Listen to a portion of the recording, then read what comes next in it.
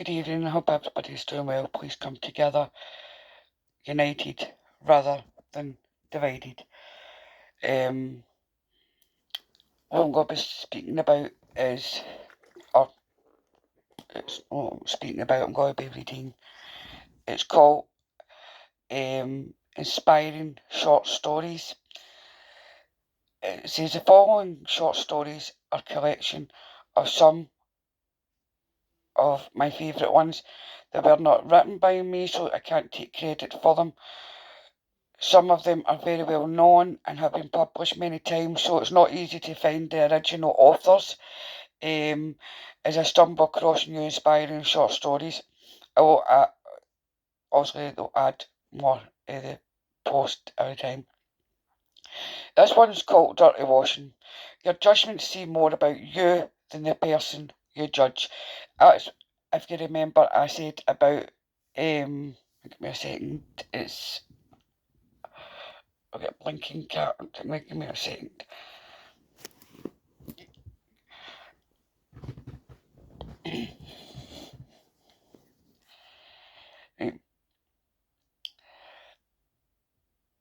A couple moved into a new house.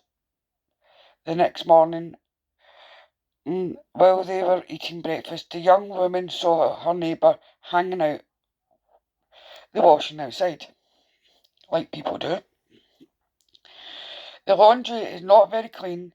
She doesn't know how to wash correctly. Perhaps she needs better detergent. Her husband looked on, remaining silent. Every time her neighbour hung her washing out to dry, the young woman made the same comments. A month later, the young woman was surprised to see a nice clean wash on the line and said to her husband, "Look, she's finally learned how to wash correctly. I wonder who taught her this." Her husband replied, "I got up early this morning, cleaned her windows." And so that it is with life. What we see when we're watching others depends on the clarity of the window through which we look. So don't be so quick to judge others, especially if your perspective of life is clouded by anger, jealousy, negativity, or unfulfilled desires. Judging a person does not define who they are, it defines who you are. And I always says, I say to my kids as well, never judge a book by the front page of its cover. And I was taught that as well. Have we done it? Yep, plenty of times. I mean, but we need to try and be a wee bit more wary with what we see and things like that. True riches, money is not true wealth. There was once a boy who was growing up in a very wealthy family. One day his father decided to take him on a trip to show him how others lived who were less fortunate. His father's goal was to help his son appreciate everything that he had been given in life. The boy and his father pulled up to a farm where a very poor family lived. They spent several days on the farm helping the family work for their food and take care of their land. When he left the farm, his dad asked his son if he enjoyed their trip and if he had learned anything during the time they spent with this other family. The boy quickly replied, "It was fantastic. The family is so lucky." Confused, his father asked what he meant by that. The boy said, "Well, we only have one dog, but that family has 14 and they have chickens. We have 4 people in our home, but they have 12. They have so many people to play with. We have a pool in our yard, but they have a river running through their property. That is endless. We have lanterns outside so we can see at night, but they have the wide open sky and the beautiful stars to give them wonder and light. We have a patio, but they have the entire horizon to enjoy. They have endless fields to run around and play. We only have to go to the grocery store, but they are able to grow their own food. Our high fence protects our property and our family, but they don't need such a limiting structure because their friends protect them. The fat are speechless. Finally the boy added, "Thank you for showing me how rich people live. They're so lucky." And it is the moral of the story. True wealth and happiness aren't measured by material things, but being around the people you love, enjoying the beautiful nature, environment, and having freedom are much more valuable. A life rich can mean different things to different people.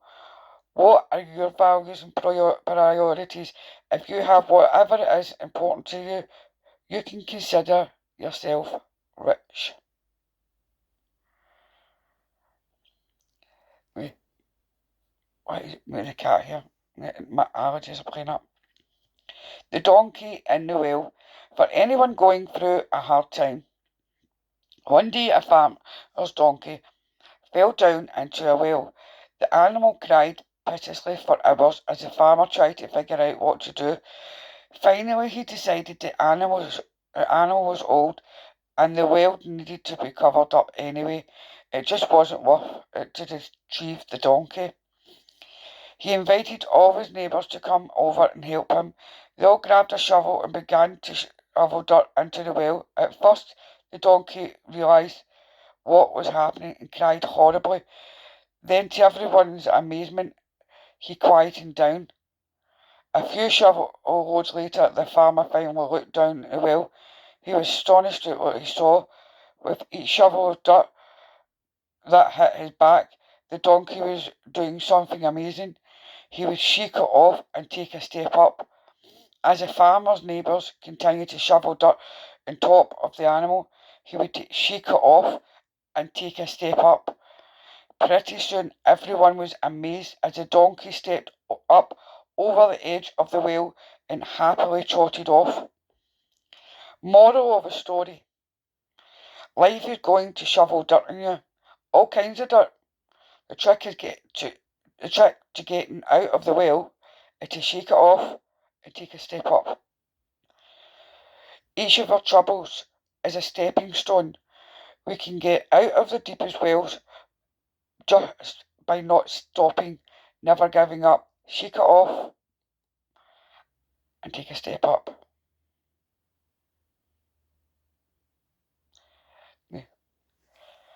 The boy and the ice cream. Don't be so quick to judge first appearance. In the day is when an ice cream sundae cost much less than a 10-year-old boy entered a whole much less. A 10-year-old boy entered a hotel coffee shop and sat at a table. A waitress put a glass of water in front of him. "How much is an ice cream sundae?" 50 cents, replied the waitress. The little boy pulled his hand out of his pocket and studied a number of coins in it. "How much is a dish of plain ice cream?" he inquired. Some people were now waiting for a table, and the waitress was a bit impatient. 35 cents, she said brusquely. The little boy again counted the coins. "I'll have the plain ice cream," he said. The waitress brought the ice cream, put the bill on the table, and walked away. The boy finished the ice cream, paid the cashier, and departed. When the waitress came back, she began wiping down the table and then swallowed hard at what she saw. There, placed neatly beside her empty dish, were 15 cents, her tip. Moral of the story: don't be so quick to judge others at first appearance. Very often the people we least expect to help are those that give the most generously. So share your warmth unbatedly with the world. It is very true. The people you think it wouldn't, they always say the people that have less will share more, and it's very true. And you do have those people that look at you as if to say, "Right, hurry up, right, hurry up, right, hurry up." because they've just no patience at all. So have a bit of patience, have a bit of respect, not just for yourself, but for other people. The wise old man and the jokes. Don't moan about things you don't know anything about. A wise man once faced a group of people who were complaining about the same issues over and over again. One day, instead of listening to the complaints, he told them a joke, and everyone cracked up laughing. Then the man repeated the joke. A few people smiled. Finally, the man repeated the joke a third time, but no one reacted. The man smiled and said, "You won't laugh at the same joke more than once, so what are you getting from continuing to complain about the same problem?" The moral of the story is you're not going to get anywhere if you keep complaining about the same problem but do nothing to fix it. Don't waste your time complaining, expecting other people to continue to react to your complaints. Instead, take action and make a change. And it's very true. This is just a couple of weeks. It was just a wee couple. I mean, I could go into other ones. But I'm going to today's leave it there. I quite enjoyed them. They were very, anyway, the moral of these stories is don't be quick to judge others. Because in life, you're just judging yourself. Take a look in the mirror. Because, and it's the same with complaining. If you're going to complain about something, go and do something about it. Don't sit and say, "Oh, I want A, B, and C done," but you can't get out there and fight for it to fix the problem. That was the moral of that last story. So take heed of that. Great wee stories, and again, I will read more at another time. Sending love and light, and good night.